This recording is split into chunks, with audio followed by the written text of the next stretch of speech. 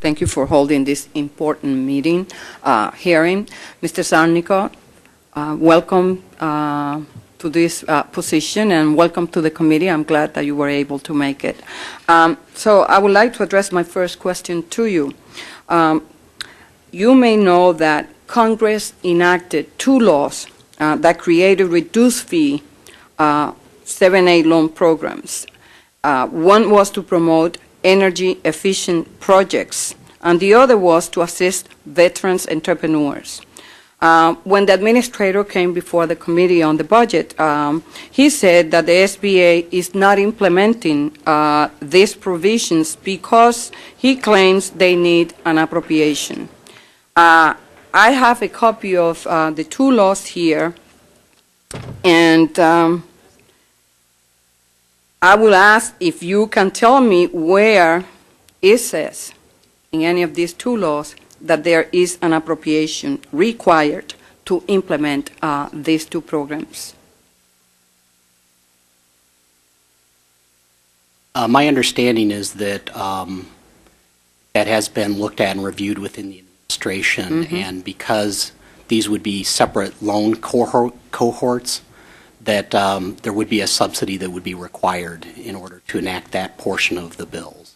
I would say that we are moving forward to implement the other provisions of the bills. But that will not require an appropriation. The other portions, that's correct.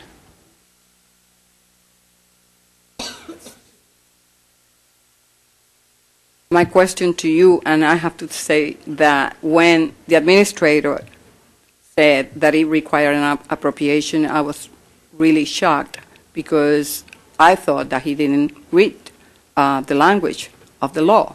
In these 2 laws, there's no requirement for an appropriation. So even when you say that there's no funding,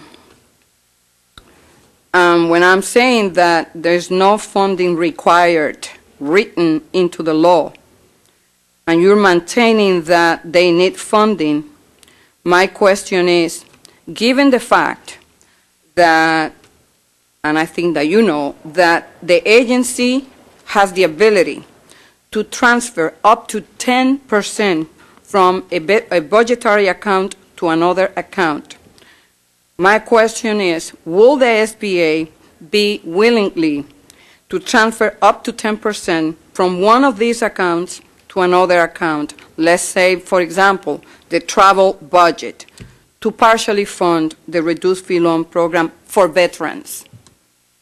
You know, that's something that I would have to confer with my colleagues in the administration to be able to address, and we would be glad to respond back to your office.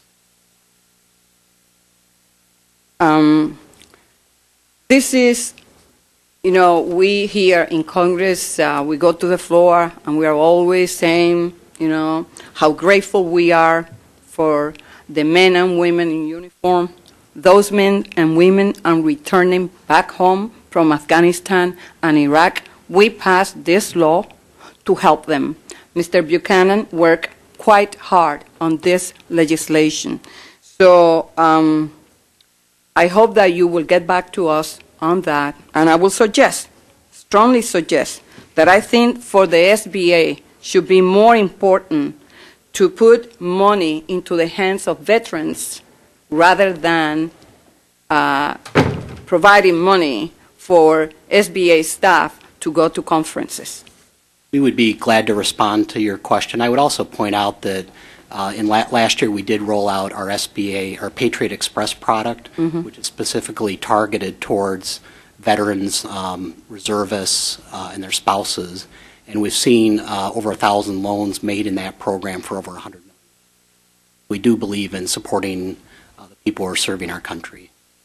I want to follow up on a point that was made by Mr. Crawford in his testimony.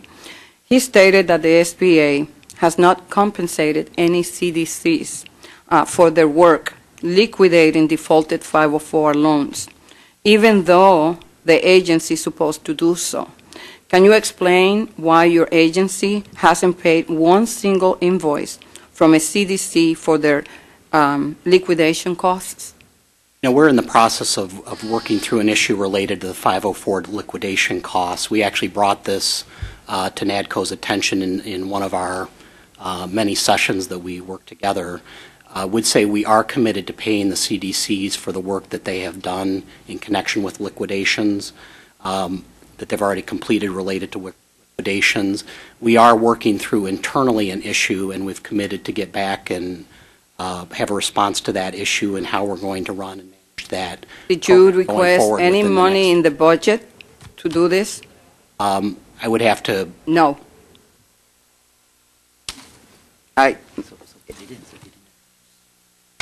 So there wasn't any money requested by SBA to do this. My question to you is, if you didn't request any money, how do you think you could pay back? I think, once again, as I mentioned, we're in the process of working through this issue internally and expect to have it resolved within the next couple weeks. I would also point out that we do have 504 liquidation staff in our Fresno and Little Rock centers who do work on 504 liquidations, and the delegated liquidation program really represents less than around 10% of the CDCs. So it's a subset of the liquidation effort.